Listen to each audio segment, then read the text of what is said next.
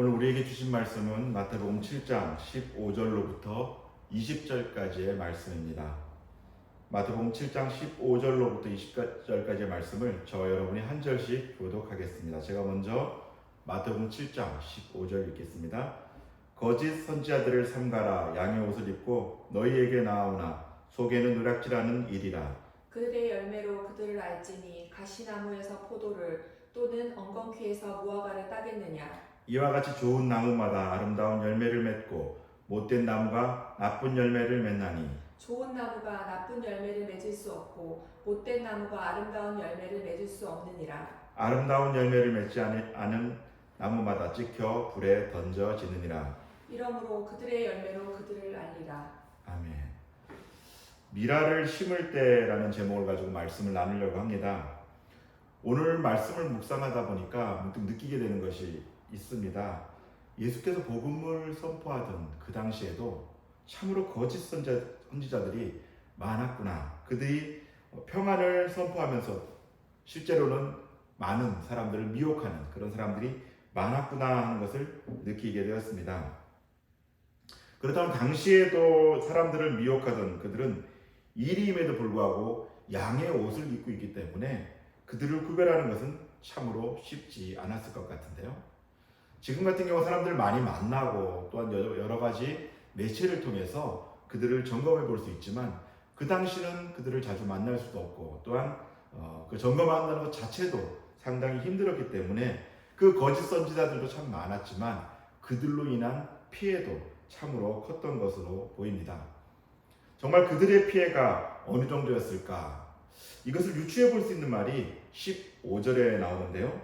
15절 말씀 같이 한 목소리로 함께 읽어보겠습니다. 시작. 거짓 선지자들을 삼가라. 양의 옷을 입고 너희에게 나아오나 속에는 노략질하는 일이라. 아멘. 일반적으로 거짓 선지자라는 이 의미는요, 하나님으로부터 소명을 받지 않았음에도 불구하고 마치 소명을 받은 것처럼 그렇게 사람들을 미혹하는 그런 자들을 일컫는 말이었습니다.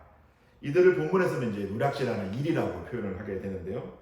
이 말 뜻을 자세히 살펴보면요, 정말로 그들이 어떤 피해를 입고 있었는지, 당시의 사람들이, 미혹된 사람들이 어떻게 이들에 의해서 피해를 입고 있었는지 가늠해 볼 수가 있는데요.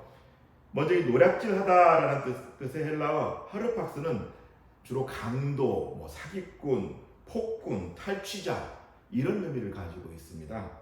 그러니까 자신들의 어떤 이익을 위해서, 자신들이 어떤 유익을 취하기 위해서 다른 사람들을 수단으로밖에 여기지 않는 사람들이죠. 심지어는 그들의 목숨까지도 얼마든지 이렇게 빼앗을 수 있는 그런 악행을 일삼는 자들을 이런 뜻을, 하르팍스라는 뜻을 사용했던 것입니다. 그럼에도 불구하고 그들은 마치 자신들이 선지자인 것처럼 하나님을 팔기도 하고 또 자신을 위장하여서 사람들에게 자신의 생각을 주입하기도 했죠. 또한 하나님의 영광보다는 자신의 공적을 드러내는 것을 좋아하고 처음에는 사람들에게 이렇게 웃으면서 다가가죠.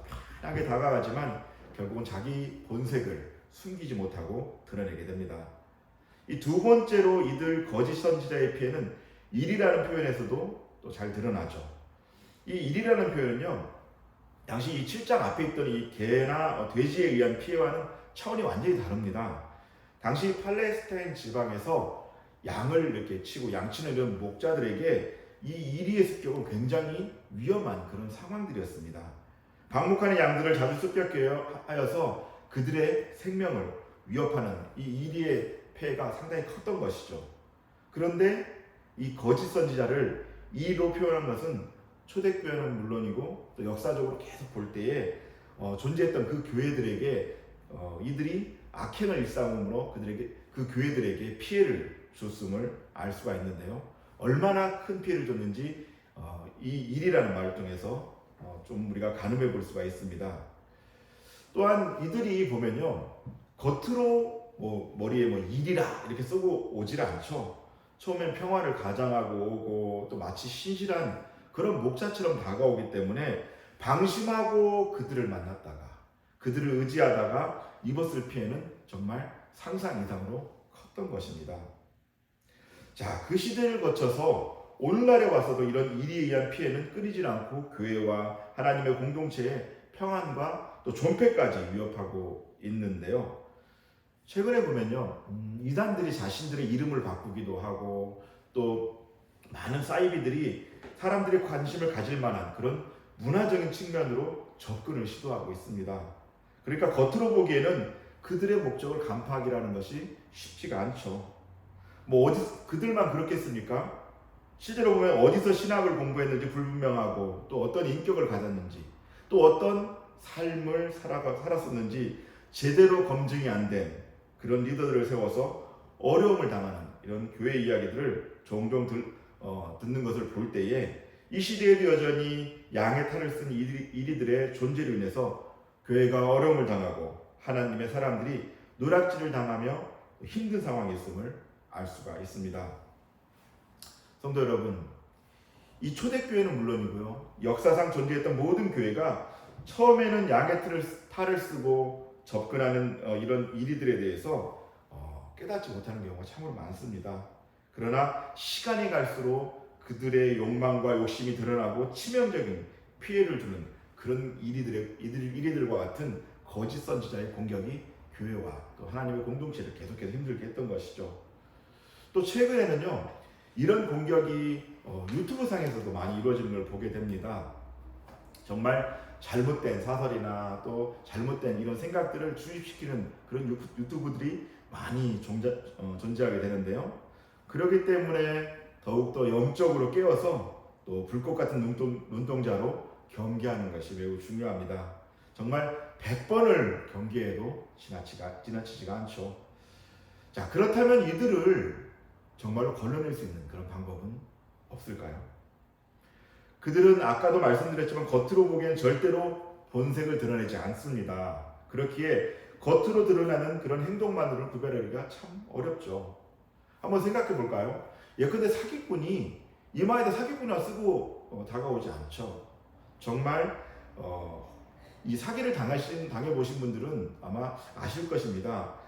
이 정말 간이고 쓸개고 다 빼줄 것처럼 어쩌면 천사가 따로 없을 정도로 그렇게 다가오죠.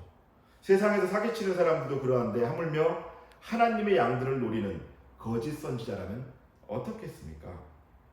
그래서 우리 주님께서는 그들을 판별할 수 있는 법을 우리에게 알려주셨는데요. 16절 말씀입니다.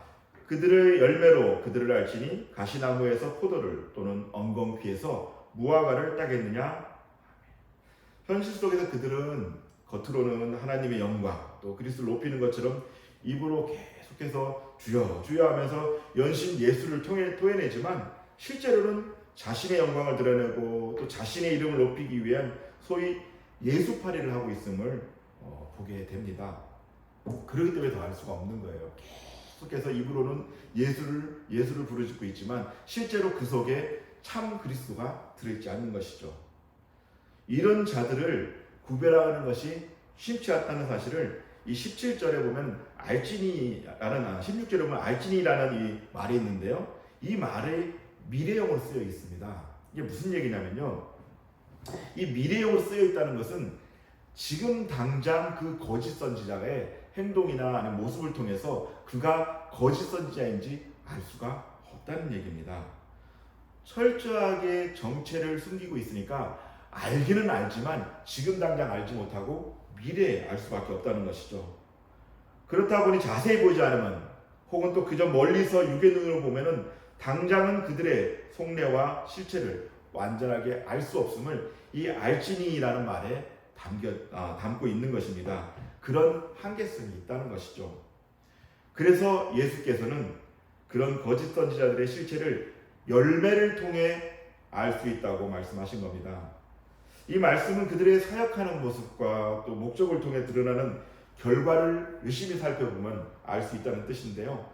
처음에는 알 수 없을지라도 시간이 흐르고 그들의 사역의 열매가 맺어지는 것을 보면은 또 그들이 어떤 목적을 가지고 사역을 행하는지를 보면은 그가 거짓 선지자인지 아닌지 판별할 수가 있다는 것입니다. 선한 목자의 경우는 그 목적이 분명하죠. 하나님 나라 확장에 있고 또 그리스도의 복음을 전하는 것에 있기 때문에 분명코 선한 열매를 맺을 것이지만 반면에 거짓 목자는 열매는커녕 양들에게 큰 피해를 입히게 되고요. 심지어는 양들이 뿔뿔이 흩어지게 되는 그런 결과를 낳게 됩니다. 그러니까 참된 목자가 남기는 그 열매, 이것은 크고 작음이 중요한 것이 아니라 정말로 진실한 열매를 맺느냐 아니면 그렇지 않느냐가 중요하다는 것이죠. 열매가 좋으냐 그렇지 않느냐가 중요하단 말입니다.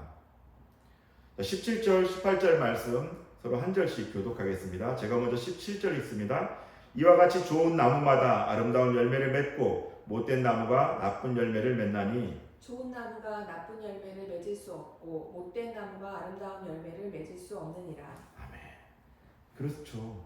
우리 주님께서는 좋은 나무라면 반드시 아름다운 열매를 맺을 것이고 못된 나무라면 나쁜 열매를 맺을 것이라는 지극히 보편적이고 이 상식적인 말씀을 통하여서 우리의 영적 무지함을 깨워주고 계십니다. 뭔가 영성이 있는 척하고 어떤 신들린 행위를 하기도 하고 짐짓 겸손한 척하기도 위장도 하고 사랑이 많은 것처럼 행동할지라도 그들의 실제 삶을 통해 또 그들의 사역을 통해 맺어지는 열매를 본다면 그들의 존재가 반드시 드러난다는 것입니다. 좋은 사람이 머물다 간 자리에는 뭐가 남는다고 하죠? 향기가 남는다고 합니다. 좋은 목자가 머물다 간 자리에는 좋은 열매가 남습니다. 자, 결국 이런 거짓 선지자에 대하여는 시대를 불문하고 하나님의 심판을 피할 수가 없습니다. 19절 말씀인데요. 아름다운 열매를 맺지 아니하는 나무마다 찍혀 불에 던져지느니라. 이 문장 어디서 많이 본 것 같지 않나요? 이 문장은 이미 이 말씀은 세례 요한이 예수 그리스도의 길을 예비하기 위해서 당시에 선포했던 그 말씀과 동일한 내용입니다. 마태복음 3장 10절 말씀인데요. 이미 도끼가 나무 뿌리에 놓였으니 좋은 열매를 맺지 아니하는 나무마다 찍혀 불에 던져지리라. 자, 이때 이 두 말씀에서 다 나오는 찍혀와 던져지리라 라는 말은 현재형으로 쓰였습니다. 그러니까 무슨 얘기냐면요, 여기서 일어날 심판이 지금 당장 일어날 것이고 그것이 가까이 와 있으며 완벽하게 일어날 것이라는 것을 이 두 말씀을 통해서 보여주고 있는 것이죠. 한마디로 어쩌면 이미 심판이 지금 진행되고 있다는 것을 보여주는 겁니다. 지금껏 많은 이단과 또 사이비, 거짓 선지자들은 하나님의 완전한 심판을 받았죠. 그리고 앞으로도 이 심판은 절대로 피할 수가 없습니다. 자, 그렇다면 우리는 어떻게 해야 될까요? 거짓 선지자들을 하나님께서 심판한다고 하셨으니까 그때까지 우리는 하나님께서 그들에게 심판을 내리기만 기다리고 있어야 할까요? 하나님께서 일하시는 걸 기다리며 계속해서 멍하니 있어야만 할까요? 그렇지가 않습니다. 적극적으로 거짓 선지자들을 피해야 합니다. 이것은 잘못된 리더들이 심판을 받는 것으로 일단락되는 문제가 아니라는 겁니다. 그들에게 같이 속해 있던 사람들도 동일한 심판을, 동일한 그런 악영향을 받을 수 있기 때문에 성경에서는 이들을 피하라고 얘기를 하고 있는 것이죠. 실제로 성경에서 잘못된 리더들과 같이 있다가 문제가 생기는 것을 여러 곳에서 찾아볼 수가 있는데요. 누가복음 6장 39절로부터 40절까지 말씀을 교독합니다. 또 비유로 말씀하시되 맹인이 맹인을 인도할 수 있느냐? 둘이 다 구덩이에 빠지지 아니하겠느냐? 제자가 그 선생보다 높지 못하나 무릇 온전하게 된 자는 그 선생과 같으리라. 맹인이 맹인을 인도할 수 없다라는 말이 무슨 뜻인지 아시겠죠? 앞이 안 보이는데 그 앞에 안 보이는 사람이 나의 앞길을 어떻게 볼 수가 있겠습니까? 자기 앞에 있는 위험도 파악하지 못하죠. 그런데 그런 자가 다른 맹인을 이끌고 간다면 어떻게 되겠습니까? 둘 다 구덩이에 빠질 수밖에 없다는 것입니다. 쉽게 우리가 눈만 감고 만약에 길을 걷는다든가 다른 곳에 정신이 팔려서 걷게 되면 어떻게 되겠습니까? 얼마 가지 못해서 무엇에 부딪히든가 아니면 넘어질 수가 있겠죠. 실제로 이런 거짓 선지자들을 따라서 가다가는 같이 영적으로 무감각해지고 결국은 영적 어두움에 함께 빠지고 만나는 것이죠. 그렇기 때문에 거짓 목자가 구덩이에 빠질 때 이 따랐던 사람들도 함께 구덩이에 빠지게 되는 것이라고 말씀하고 있는 겁니다. 영적으로 함께 심판의 이 구덩이에 빠질 수가 있다는 것이죠. 자, 또 거짓 목자를 따르면 어떤 피해가 있을까요? 요한복음 말씀입니다. 10장 11절 12절 말씀 교독합니다. 나는 선한 목자라. 선한 목자는 양들을 위하여 목숨을 버리거니와. 삭구는 목자가 아니요 양도 제 양이 아니라 이리가 오는 것을 보면 양을 버리고 달아나나니 이리가 양을 물어가고 또 해치느니라. 선한 목자는 양들을 위해 희생하면서 그들을 지킵니다. 심지어는요 목숨까지 버립니다. 그런데 삭군 목자는 어떻습니까? 양들을 실컷 유혹만 하다가 어려움이 생기면 양을 버리고 도망칩니다. 더 큰 이익을 쫓아 양을 쉽게 버립니다. 그들에게는 예수 그리스도를 닮고자 하는 그런 목자의 마음이 없고 오직 자신의 목적을 달성하기 위해서 자신의 이익을 취하기 위해서 그 양들을 이용하는 그런 마음밖에 없는 것이죠. 본인이 추구한 것을 위해서 그런 모든 것들을 다 이용하는 겁니다. 이런 목자를 만난 양들은 어떻게 되겠습니까? 여기 본문에 보면 이리에 의해 노략을 당하게 된다고 얘기를 하는데요. 삶을 노략당하고 영혼을 노략당합니다. 삭군 목자도요. 하나님의 심판을 피할 수 없지만 그를 따랐던 이 양들도 심각한 피해를 입게 되는 것이죠. 참으로 안타까운 일이 아닐 수가 없습니다. 잘못된 목자를 따른 결과가 너무나 참혹하고 너무나 비참합니다. 실제로 잘못된 목자를 세웠다가 교회가 뿔뿔이 흩어지는 경우를 우리는 주변에서 심심치 않게 듣게 됩니다. 자, 구약을 보면요. 상황이 더 심각합니다. 잘못된 리더 곁에 있던 무리들에 대한 하나님의 심판이 엄중한 것을 보게 되는데요. 민수기 16장 23절로부터 35절까지의 말씀을 저와 여러분이 한 절씩 교독하겠습니다. 여호와께서 모세에게 말씀하여 이르시되 회중에게 명령하여 이르기를 너희는 고라와 다단과 아비람의 장막 사방에서 떠나라 하라. 모세가 일어나 다단과 아비람에게 가니 이스라엘 장로들이 따랐더라. 모세가 회중에게 말하여 이르되 이 악인들의 장막에서 떠나고 그들의 물건은 아무것도 만지지 말라. 그들의 모든 죄 중에서 너희도 멸망할까 두려워하노라 하매 무리가 고라와 다단과 아비람의 장막 사방을 떠나고 다단과 아비람은 그들의 처자와 유아들과 함께 나와서 자기 장막문에 선지라. 모세가 이르되 여호와께서 나를 보내사 이 모든 일을 행하게 하신 것이요 나의 임의로 함이 아닌 줄을 이 일로 말미암아 알리라. 곧 이 사람들의 죽음이 모든 사람과 같고 그들이 당하는 벌이 모든 사람이 당하는 벌과 같으면 여호와께서 나를 보내심이 아니거니와. 만일 여호와께서 새 일을 행하사 땅이 입을 열어 이 사람들과 그들의 모든 소유물을 삼켜 산채로 수월에 빠지게 하시면 이 사람들이 과연 여호와를 멸시한 것인 줄을 너희가 알리라. 그가 이 모든 말을 마치자마자 그들이 섰던 땅바닥이 갈라지니라. 땅이 그 입을 열어 그들과 그들의 집과 고라에게 속한 모든 사람과 그들의 재물을 삼키매 그들과 그의 모든 재물이 산채로 수월에 빠지며 땅이 그 위에 덮이니 그들이 회중 가운데서 망하니라. 그 주위에 있는 온 이스라엘이 그들의 부르짖음을 듣고 도망하며 이르되 땅이 우리도 삼킬까 두렵다 하였고 여호와께로부터 불이 나와서 분향하는 250명을 불살랐더라. 24절에 보면요. 하나님께 반역했던 이 무리들이 있습니다. 그 무리들을 떠나라고 얘기해요. 고라와 아비람과 다단의 무리를 같이 떠나라고 얘기를 합니다. 그런데 그리고 26절에 모세가 이제 그것을 무리에게 전하죠. 여기 있으면 큰일 나. 떠나라고 얘기를 하는데 두 가지 부류가 있습니다. 그 말을 듣고 떠났던 부류가 있고요. 그대로 그냥 무슨 일 있겠어 하고 남았던 부류가 있습니다. 결국은 그 반역했던 고라와 아비람과 다단이 멸망할 때 옆에 있던 사람들도 같이 수월 같은 구덩이에 빠지고 맙니다. 심판을 받게 되는 것이죠.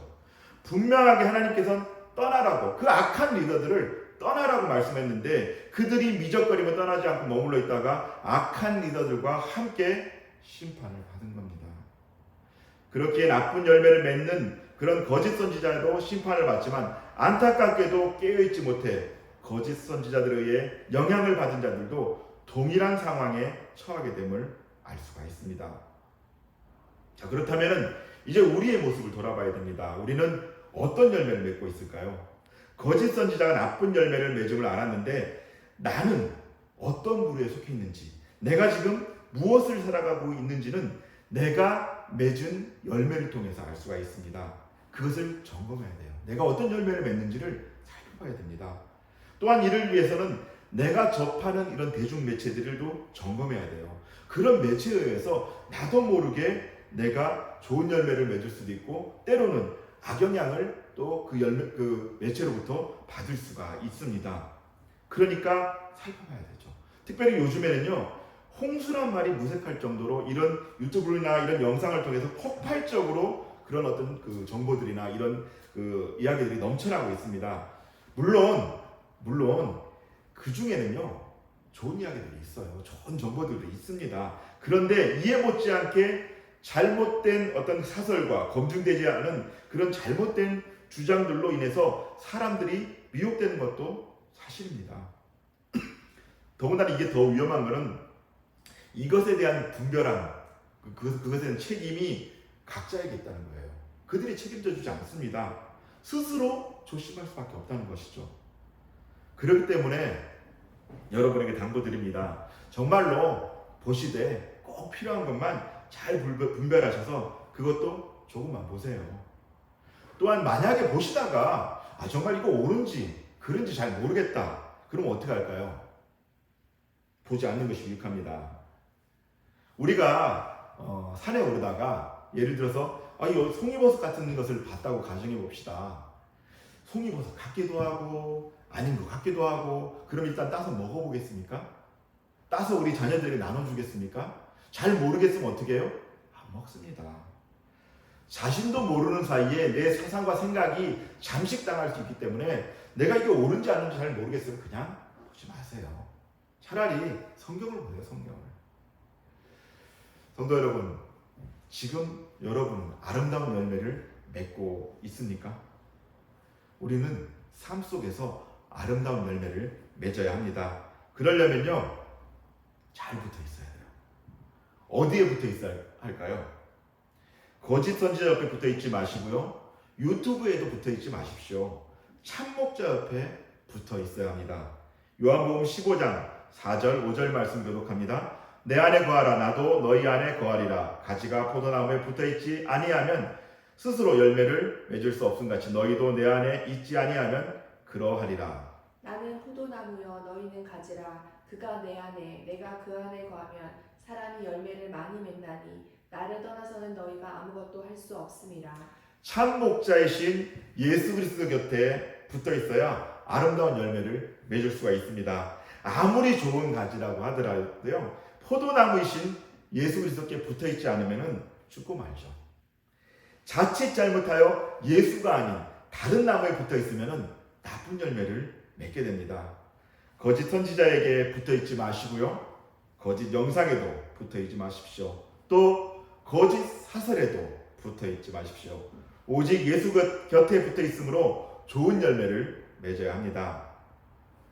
자, 이제 예수 안에서 예수 곁에 붙어 있으므로 좋은 열매를 맺었다면 그것으로 끝난 것일까요? 그렇지 않습니다. 예수께 붙어 있으므로 좋은 열매를 맺었다면 이제는요, 우리가 심겨질 차례입니다. 요한복음 12장 24절 말씀인데요. 내가 진실로 진실로 너희에게 이르노니 한 알의 밀이 땅에 떨어져 죽지 아니하면 한 알 그대로 있고 죽으면 많은 열매를 맺느니라. 아멘. 예수께서는요, 당신에게 붙어 있으므로 좋은 열매를 맺었다면 이제 내가 밀알이 되어 심겨짐으로 주님께 받은 은혜와 복음을 전하는 삶을 살아가길 원하십니다. 내가 죽음으로 나의 섬김과 희생과 배려와 인내를 통해 많은 열매를 맺어야 한다고 말씀하십니다. 그것이 주님께서 우리를 통해 이루고자 하시는 하나님의 뜻입니다. 말씀을 정리하려고 합니다. 우리는 열매 맺는 삶을 살아야 합니다. 그저 왔다가 그저 가는 인생이 되어서는 안 됩니다. 무의미하게 시간을 허비하며 삶을 낭비해서도 안 됩니다. 가치 없게 살아가서는 안 된다는 것이죠. 그렇기 위해서는요, 먼저 거짓 선지자를 분별해야 돼요. 거짓 사설이나 위험한 사상을 퍼뜨리는 그런 매체도 차단해야 되고요. 나를 무너뜨리고 나를 힘들게 하는, 나에게 피해가 주는 이 모든 것들을 나에게서 제거해야 됩니다. 나도 모르는 사이에 그것들로 인하여서 함께 구덩이로 끌려 들어갈 수 있습니다. 이런 거짓 선지자를 분별함으로 내가 나쁜 열매를 맺을 수 있는 그런 위험으로부터 벗어나야 되죠. 반드시 거짓 선지자는 피해야 합니다. 자, 그렇게 거짓 선지자로부터 벗어났다면요, 이제부터는 그리스도 예수 안에 있기 위하여 그리스도를 따르는 목자, 그리스도를 전하는 목자를 따라야 됩니다. 그렇게 할 때 내가 그리스도를 향해 나아갈 수 있고요, 진정으로 복음을 깨닫게 됩니다. 참된 목자이신 그리스도 안에 내가 심겨지고 그 안에 내가 거하게 되는 것이죠. 우리가 그렇게 그리스도라는 나무에, 포도나무에 붙어 있을 때 우리는 열매 맺는 삶을 살 수가 있습니다. 그리고 그리스도를 통해 열매 맺은 성숙한 성도라면 이제부터는 주님께서 원하시는 삶, 즉 미랄로 심겨짐으로 받은 은혜, 받은 복음을 전하는 그런 삶을 살아야 됩니다. 내가 받은 은혜와 복음을 흘려보내는, 또 다른 사람들에게 흘려보내므로 그들도 열매 맺는 삶을 살 수 있도록 돕는 그런 자로 살아가야 되는 것이죠. 그렇게 볼 때 이 버팀목 교회라는 이름도 같은 맥락을 좀 가지고 있습니다. 그리스도가 우리에게 버팀목이 되어 주셨듯이 우리도 누군가에게 버팀목이 되어 주는 삶, 이것이 미랄이 되어 땅에 심겨져 열매 맺는 그런 삶이 아니겠습니까? 주변의 목사님과 이렇게 요즘에 많이 만날 일들이 있는데요, 그 목사님들께서 교회 이름이 뭐냐고 물어보실 때 제가 버팀목 교회라고 말씀드리니까 이 시대에 정말 필요한 이름이라고 하시면서 많은 분들이 축복을 하시더라고요. 정말 우리 모두 이 교회 이름, 버팀목이라는 교회 이름만큼만 삽시다. 정말 그 정도만을 살아냅시다. 자, 그렇다면은 마지막으로 한 가지 더 말씀드릴게요. 우리가 미랄이 되어 언제쯤 심겨져야 할까요?